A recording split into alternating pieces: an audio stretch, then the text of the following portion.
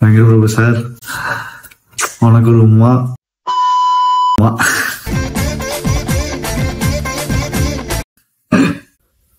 Welcome back to DD vlogs.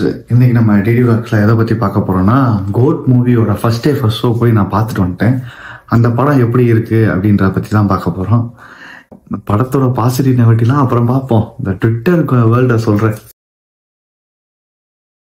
பைக்ல பறந்து வர சீன் எனக்கு அங்கேயே மைல்டு டவுட் ஆச்சு. தேட்டர்ல பாக்குறப்ப அந்த விஎஃப்எக்ஸோட கொஞ்சம் கனெக்ட் ஆகனால அது நல்லா மாட்டிக்கிச்சு. குருவியில மாடியில இருந்து குதிச்சியடா அப்படின்ற மாதிரி இதை போட்டு அடிக்கிறதுக்கு நேரத்துக்கு அடிக்க ஆரம்பிச்சிருப்பானுங்க. இதுக்கு இப்ப எப்படியும் ஒரு கலவரம் நடக்கும். இங்க இருந்து அனில்ஸ் வந்து, டேய் நீங்க மலையில இருந்து குதிச்சிங்களான்னு மெண்டலான்ஸை கேட்கறதா இருக்கட்டும், அங்க இருந்து டேய் நீ ஆல்ரெடி குருவிலேயே குதிச்சியடா அப்படின்னு சொல்றதா இருக்கட்டும்.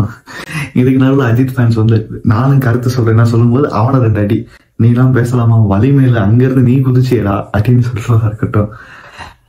இவனுக்காவது பேசுறதுக்கு ஒரு சான்ஸ் இருக்கு. இதுல இந்த சூர்யா ஃபேன்ஸ் எல்லாம் வந்தாங்கன்னா நீ எல்லாம் பேசவே கூடாது போ அப்படின்னு அவனுங்க ஃபேன்ஸே அடிப்பானுங்க. ஸோ இந்த மாதிரி கலவரம்லாம் நடக்கிறப்ப பார்க்கும்போது இந்த அதே ஜாலிதான். ட்விட்டர் பக்கம் போனோம்னா ஒரு 2 நாள் நம்மளையே அடிச்சு கழுவி ஊத்துவானுங்க. இருந்தாலும் பாக்குறதுக்கு ஒரு மாதிரி ஜாலியா பண்ணா இருக்கும். என்னடா ரொம்ப சின்ன பசங்க தரமா சண்டை போடுறீங்களா அப்படின்ற மாதிரி தான் இருக்கும்.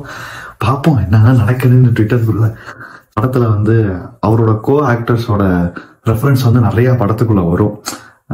எக்ஸாம்பிள் வந்து மங்காத்தா பிஜிஎம் வரும். அவர் பொண்ணை வந்து நீங்க யார் ஃபேன் கேட்கிறப்ப தலை ஃபேன் அப்படின்னு சொல்லுவாங்க. அதுக்கெல்லாம் தேட்டர் அப்படியே அதிருது. அதுக்கடுத்து விஜய் ஒரு டைலாக் சொல்றாரு, என்னன்னு கேட்கவே இல்லை. அதுக்கு அவ்வளவு சவுண்ட் வரும். ரஜினி சாரோட 2 படத்தோட மியூசிக் வரும், பாட்டு வரும். அப்புறம் எஸ்கே வர இருக்கட்டும், அவருக்கு கொடுக்குற அந்த வேர்ட்ஸ் இதெல்லாம் பாக்குறப்ப ஒரு ஈகோவே இல்லாம நம்மளோட படத்துல கோ காம்படிட்டர்னு கூட சொல்லலாம். அவங்க எல்லாத்தையும் உள்ள ஒரு ரெஃபரன்ஸ் வச்சு பேசுறப்ப அது ஒரு மாதிரி நான் மனுஷயா அப்படின்ற மாதிரி தான் இருக்கு.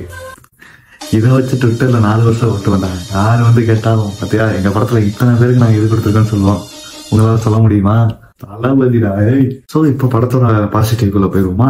வெங்கட் பிரபுவோட அவரோட ஸ்டைல் மேக்கிங்கு, விஜய் சாரோட ஆக்டிங்கா இருக்கட்டும், எஸ்பெஷலி இளைய தளபதியோட ஆக்டிங்கு, யுவனோட மியூசிக்கு, மட்ட சாங்கு.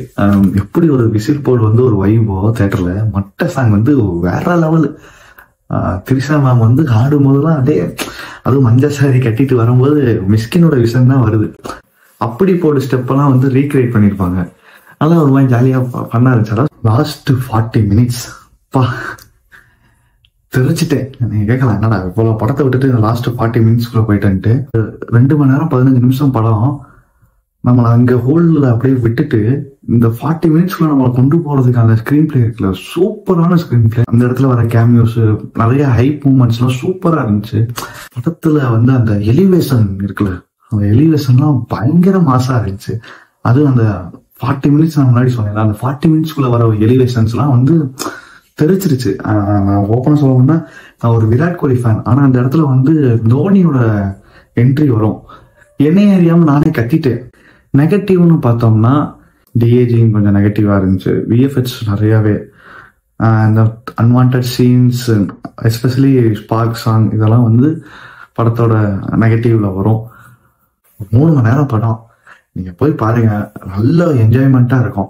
லேகு கண்டிப்பா இருக்கும், நான் இல்லைன்னு சொல்ல மாட்டேன். ஒரு 2-3 இடத்துல வந்து உங்களுக்கு லேகா இருக்குமே தவிர இது வெளியே வரப்போ மோசமான படம்னு வரமாட்டீங்க. ஒரு கொடுத்த காசுக்கு ஒர்த்து, ஃபேமிலி ஆடியன்ஸையும் கவர் பண்ணும், ஃபேன்ஸுக்கும் ரொம்ப பிடிச்ச மாதிரி இருக்கும். நிறைய ஃபேன் மூமெண்ட்ஸ் வந்து உள்ள இருக்கு. அவரோட படங்களோட ரெஃபரன்ஸ் வந்து நிறைய இருக்கு. டெஃபினட்டா அது வந்து ஆவரேஜ் கீழே போகவே போகாது. Maximum average hit black Bastar லைன்ல தான் வருமே தவிர ஆவரேஜ் பிலோ ஆவரேஜ்ன்ற லைனுக்குள்ளேயே போகாது படம். முக்கியமா தியேட்டர்ல போய் பாருங்க. ஏன்னா இது ஓடிடியில பாக்குறப்ப இவ்வளவு ஒரு கனெக்ட் இருக்குமான்னு எனக்கு கேட்டா எனக்கு சரியா சொல்ல தெரியல. அது ஒரு 50-50 தான். ஏன்னா தியேட்டர்ல நீங்க பாக்குறப்ப தோனி வர சீனா இருக்கட்டும், சிவகார்த்திகேயன் வர சீனா இருக்கட்டும், திரிஷா வந்து டான்ஸ் ஆடுற சீனா இருக்கட்டும், படத்துலயே நிறைய பிஜிஎம்லாம் வந்து அந்த சவுண்ட் எஃபெக்ட்ஸ் அந்த ஆறால கேட்கிறப்ப வந்து பயங்கரமா இருக்கு.